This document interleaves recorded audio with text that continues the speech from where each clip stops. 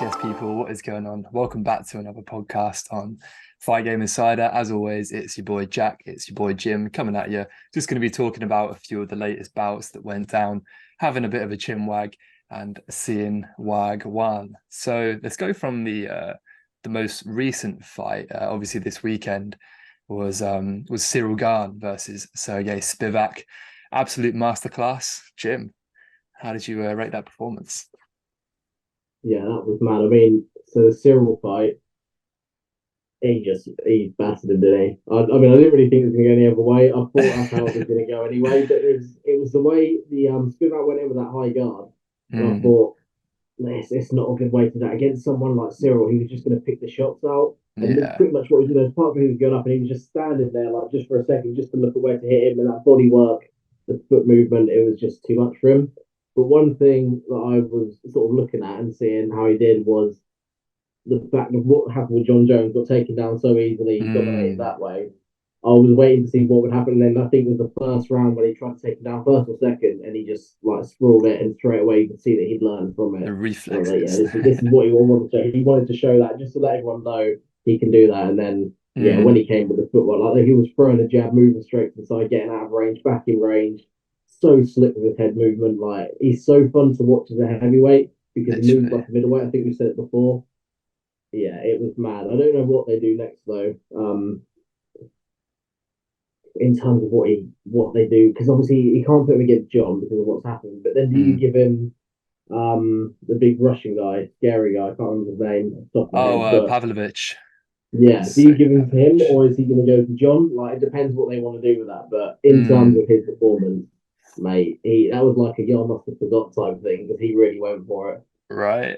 Clearly so mentally strong because a lot of fighters, when they're especially undefeated and take their first loss, you never know how they're going to come back. And again, I think we said this before, but yeah, Ciryl Gane is just so mentally strong. He's so comfortable in his own skin.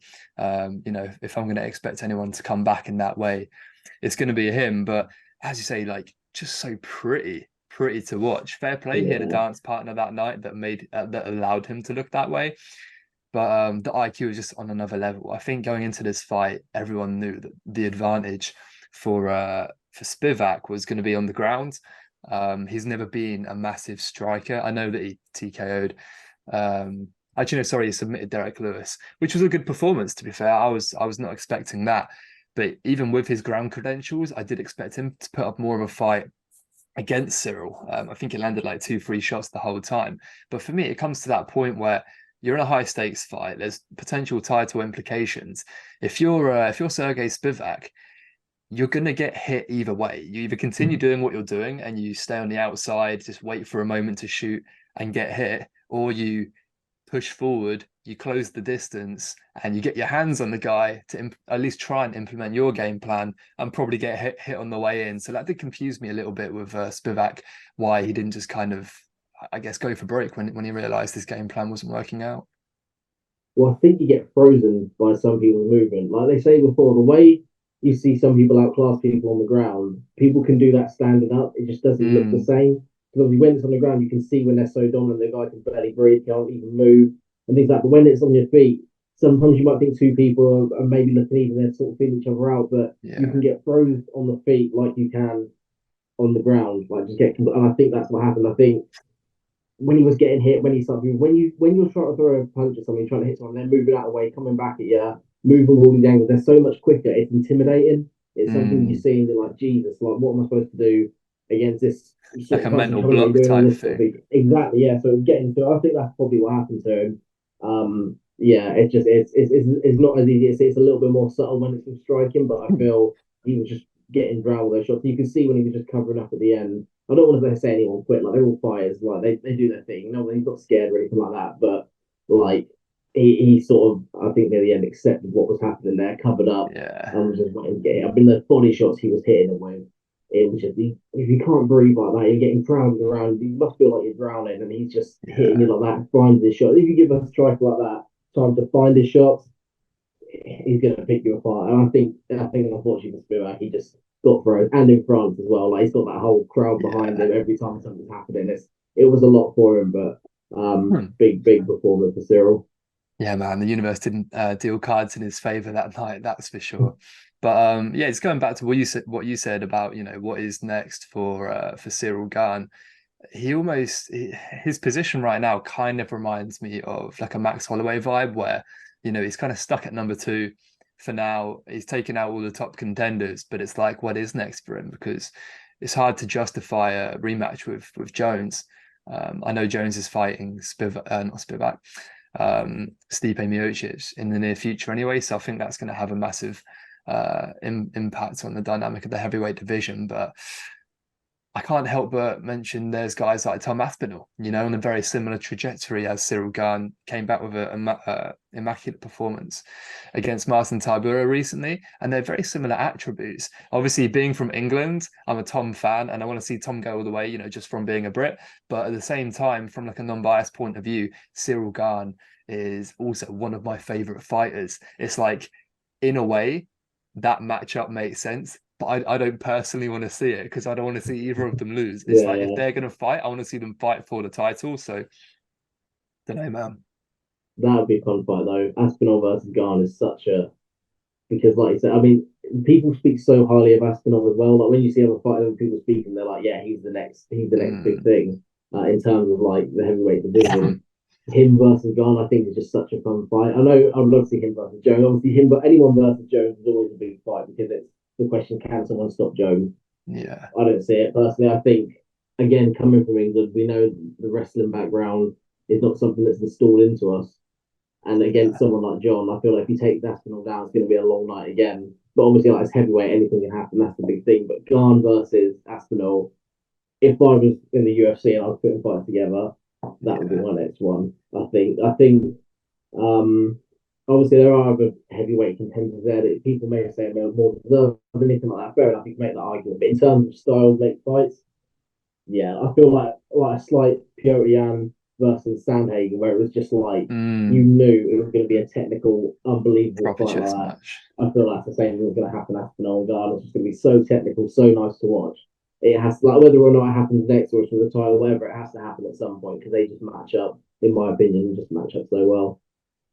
Exactly, man. But yeah, with that being said, exciting fight. Let's move on to the next bout that we're going to talk about.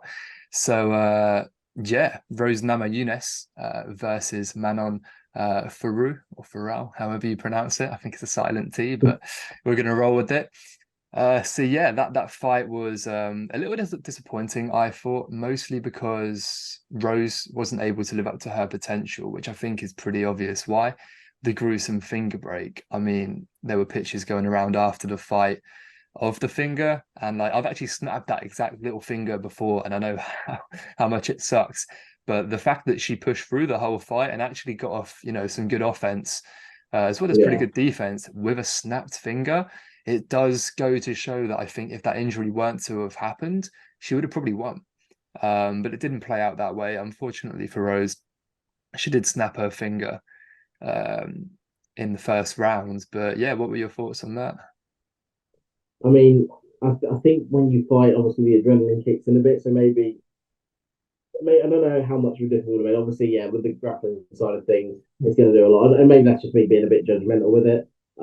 But what I did like from it is it was more exciting than her last fight, which a lot of people got annoyed about it because she didn't really come out and say, "Yeah, well, I know what happened there. We didn't put enough." It. She sort of come out and was like, "Well, what's wrong with it?" And a lot of people were Yeah, like, "Oh, come on." Like we still saw the fight. Like I know it takes two to tango, but at the same time, you're one of them trying to do it. Like push the pace, give us something. But yeah, she went in. She had a good fight, especially the third round. I enjoyed. I thought it was quite good.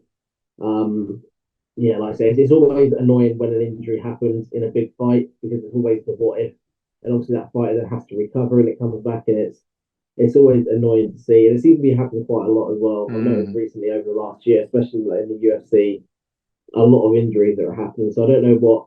Maybe it's the change of the gloves, something like that, and that's the thing they've been talking about. yeah. Was it Trevor Whitman had those ones that I remember he showed on Joe Rogan podcast? Oh I yeah, don't they know what cover they the do in tips, terms of right? that.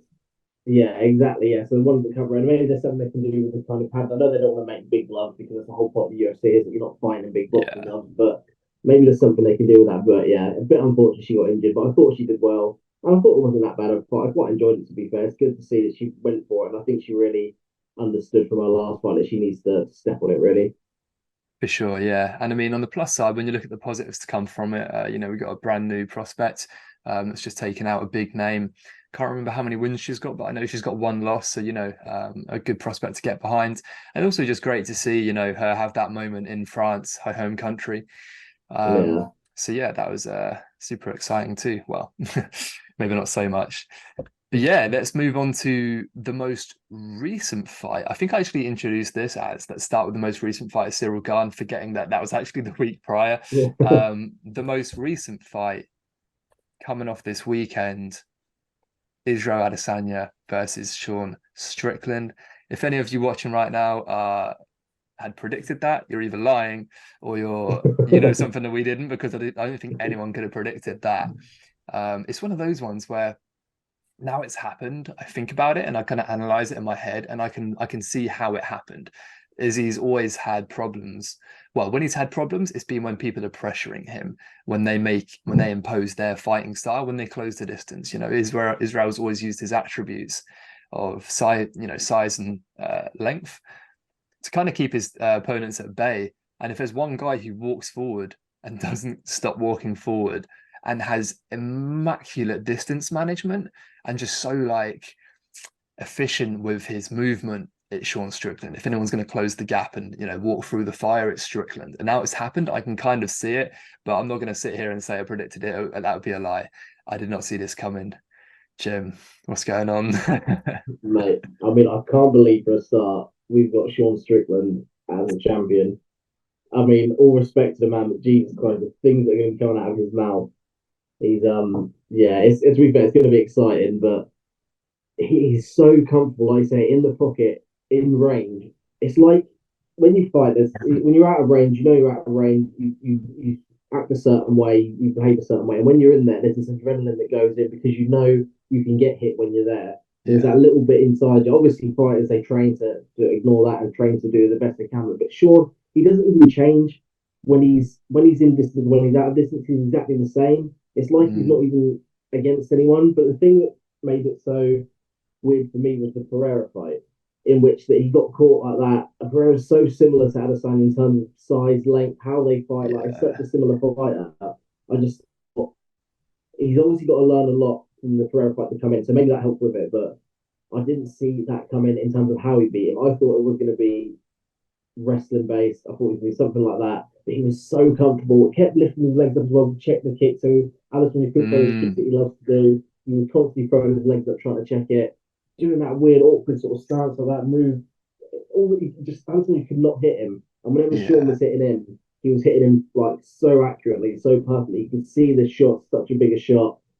And I honestly thought he was going to put him out in the first round when he knocked him down. He kept hitting him. Me When too. Adesanya was moving just to get to the cage, I was like, what's going on?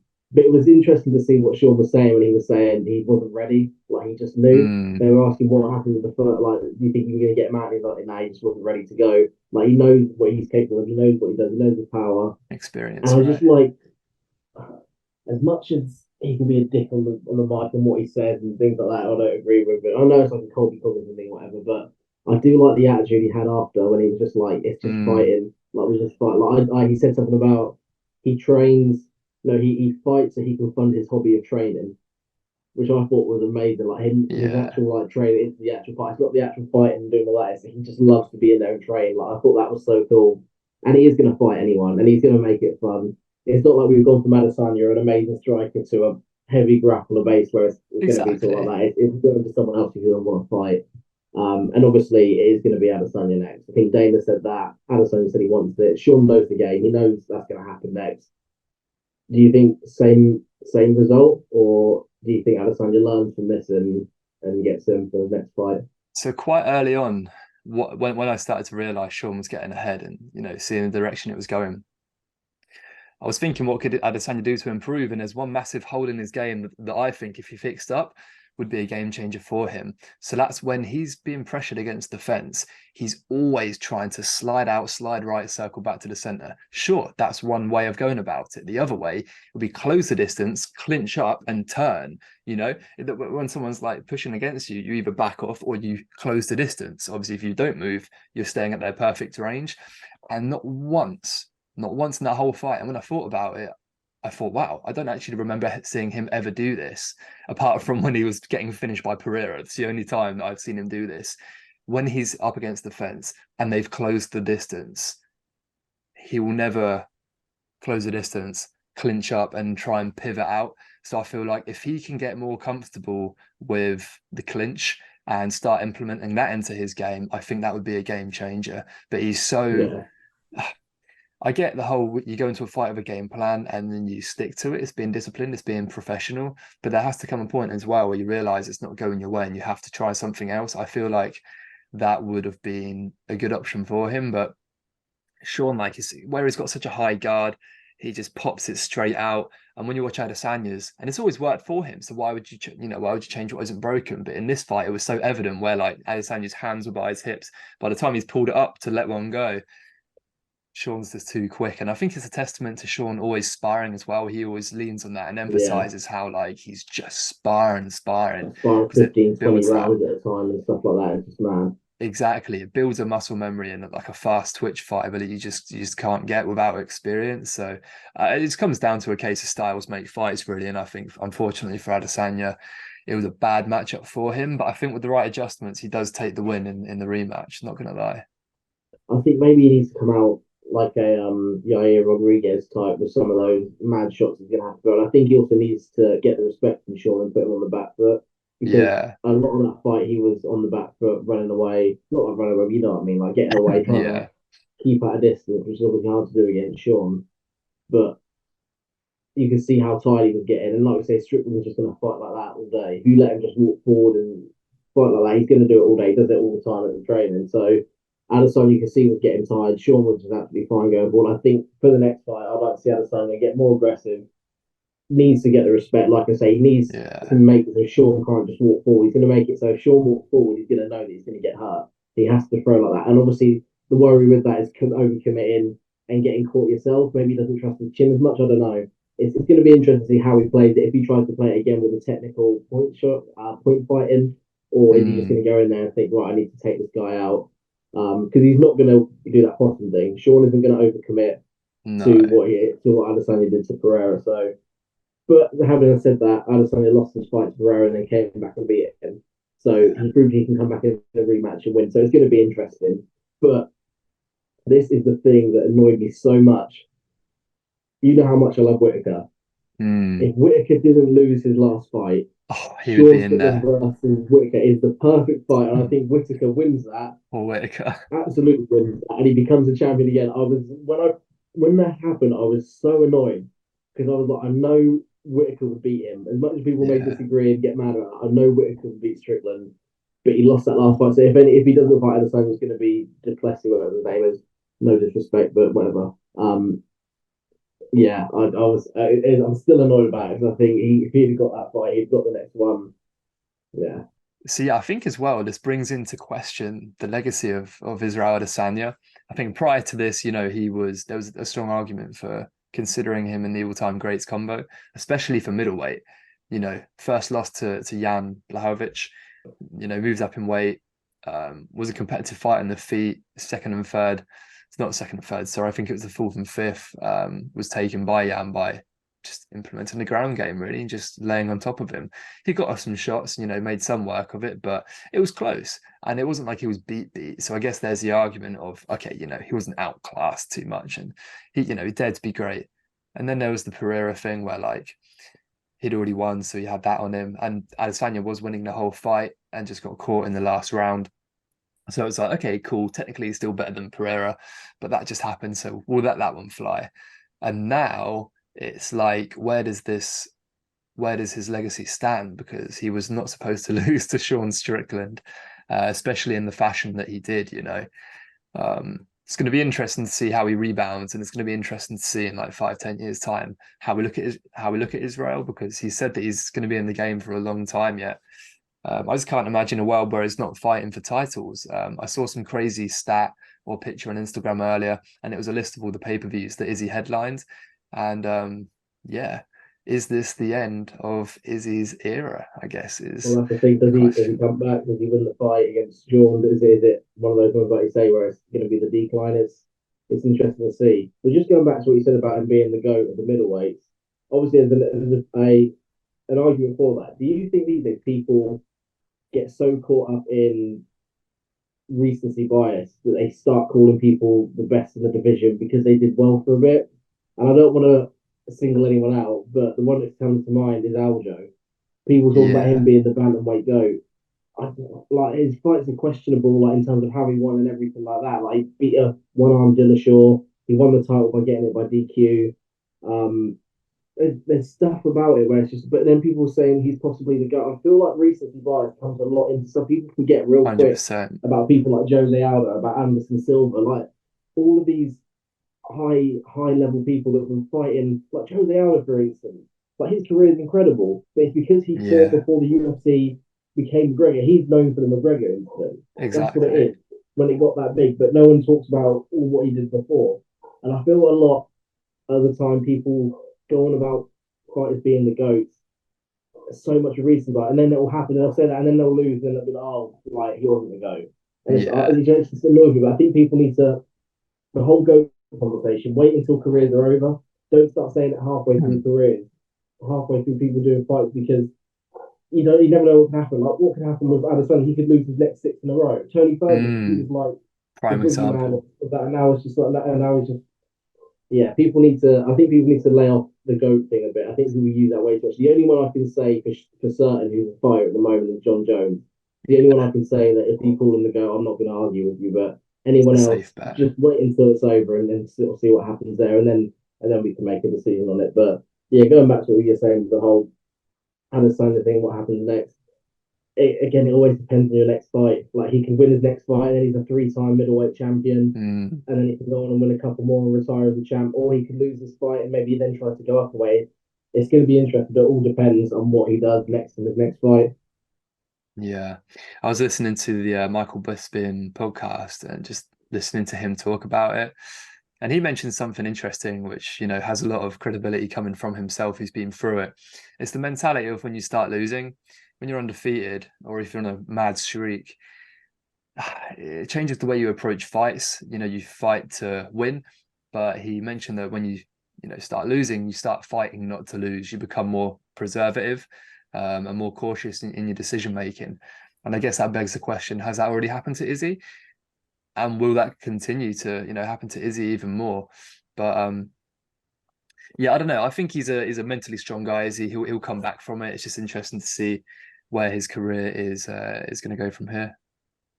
Yeah, but I was very impressed with Strickland, like, how he handled it all. So I, mean, I kind of want him to carry on. I kind of want him to win the next fight and carry on, just because I always like to see a new champion. Always like to see a Yeah, new change of scenery, see what happens there. Maybe other people get involved, but yeah, I was very impressed by him. But yeah, I think it's going to be a big thing to see what happens next in that division. 100%. And just one thing on the GOAT conversation that I always think is that we talk about the GOAT as in the greatest of all time, right? And everyone that I see talk about it based it off their record. Mm-hmm. I understand that. I get that. But if you're talking about the greatest, like, the most skilled mixed martial artist of all time, technically, you can't actually judge that from a record. Like, for example, Habib, undefeated. That gives him a solid argument for greatest, but we don't actually know if that's the case because he didn't fight, good enough competition, not even nearly. And then on the other side of things, like Charles Oliveira, for example, he's got like 7 or 8 losses, maybe even 9 now. I can't remember on his record. But when you look at skill for skill, he's in my opinion one of the best lightweight fighters of all time. So it's like really tough to make that call on who's the greatest fighter based off resume, because right now it's John Jones. Let's be honest, I agree with what you were saying. He's pretty clearly the best pound for pound fighter in the world. But if he were to go and lose 3 in a row now, people would definitely start saying, oh, he's not the GOAT. And it's like, well, hang on. He's already accomplished what he needed to accomplish for you guys to call him the GOAT. The whole world calls him the GOAT. He's already done that. He's proven his skills.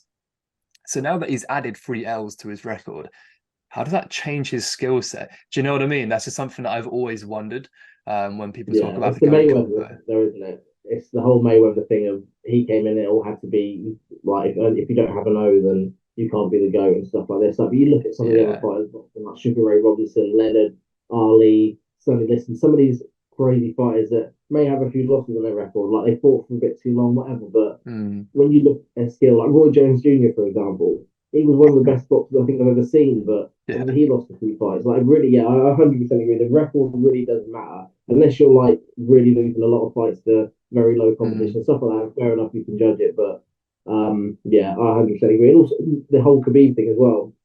I agree. I think he did fight a lot of top opposition and made them look bad. That was the thing I thought was that he didn't fight loads and loads of like ex champions, things like that. But when he did fight them, he made them look like they didn't know what they were Dominated, doing. didn't But he? it's a very wrestling based.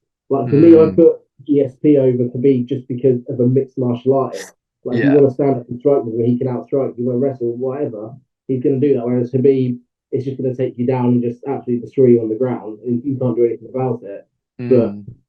say you took away that bit, like is can he then fight as well as everyone else on the feet? He did well at some times, but is he as good as GSP or is he as good as Anthony Silva, was he as good as John Jones? I don't think so. And it really depends on how you specify. You have to be very specific with what you're saying in terms of that. But I do agree that you don't look at a record to call someone a go. Yeah. And that's something I like about MMA, you know. They promote fighters with losses on their record. It's very much a Yeah, case it's of not the end of like the the world. names you beat. And yeah, it's not the end of the world if you start taking some L's. There's always a way to climb back. But I think in boxing it's so clicky. And where it's run by multiple organizations, it's even harder to, you know, come back if you start to drop. But yeah, with that being said, boxing. We've also recently had Chris Eubank Jr. rematch Liam Smith, and yeah, it was redemption for Chris Eubank.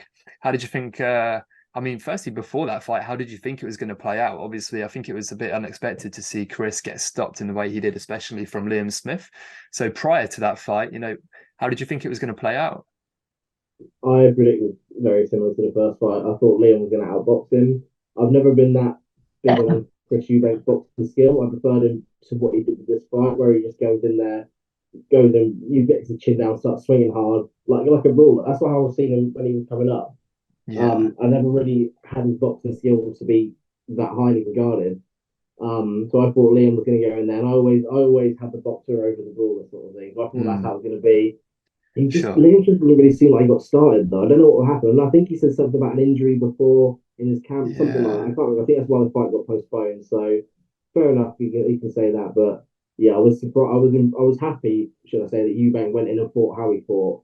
Because that's sort of what I remember from him. Is that sort of get in there, throw some hard shots, and yeah, I was impressed by Eubank, but I was a bit unimpressed by Smith. But again, like I said, there might be stuff going on behind the scenes. I don't know what's going on there. Maybe they go for the third fight. Smith might say that he wants that, but I don't think unless they have a cause, and I don't think that's something that's going to happen. I think he said he wants Triple G next, which I think is a very good idea because one, it can be a fun fight because Yeah. Triple G is going to stand there, chin of granite. He's going to stand there and try and swing it. And if Chris fights him how he did that fight, obviously it's going to be who's going to go first. Mm, If he tries to box him, he might get it just based on the fact of how you see Triple G now. He's struggling a lot with the pace. He's getting old. What, is he in his 40s now or something? He's yeah, old. at least, He's yeah. struggling big time with the pace. People that move around. He's sort of in the third fight with Canelo. There's a big difference now. If he can go in there and he manages to pull off some good boxing and get away, he might be able to get a point decision over Golovkin, which then looks great on his resume and give him the start he needs to then go maybe for the title and make the argument for the title.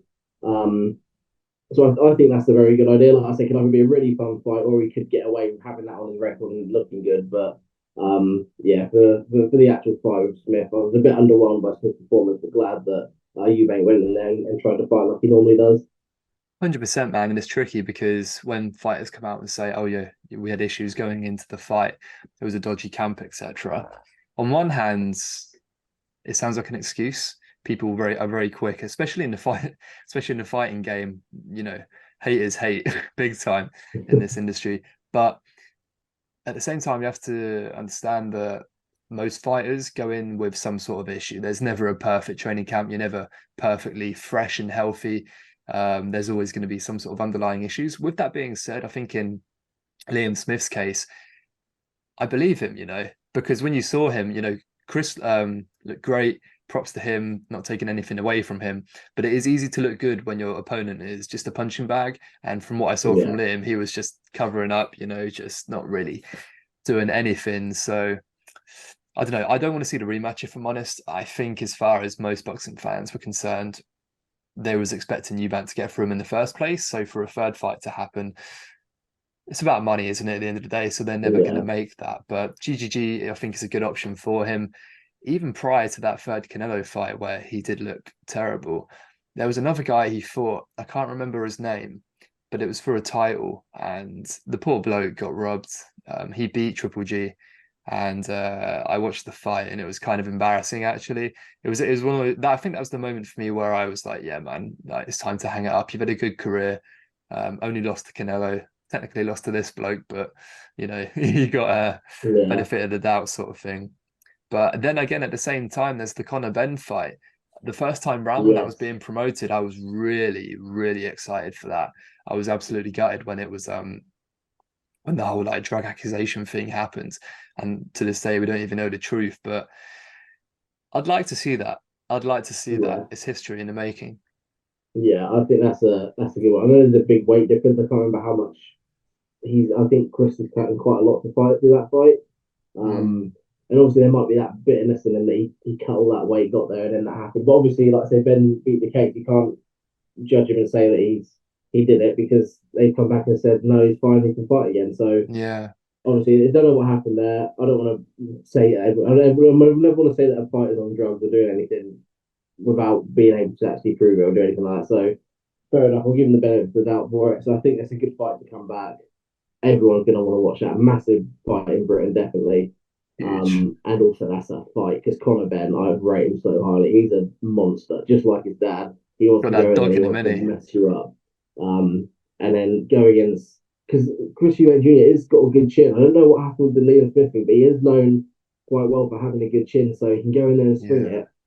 Conor Ben hasn't really been tested that much with his chin, so is because obviously that was the thing before that Conor Ben was the bigger puncher when we talk about in the past Conor Ben and Eubank Senior, but Eubank had the chin to weather that and then come forward and then Conor sort of got taken down. Sorry, Nigel Ben. Yeah.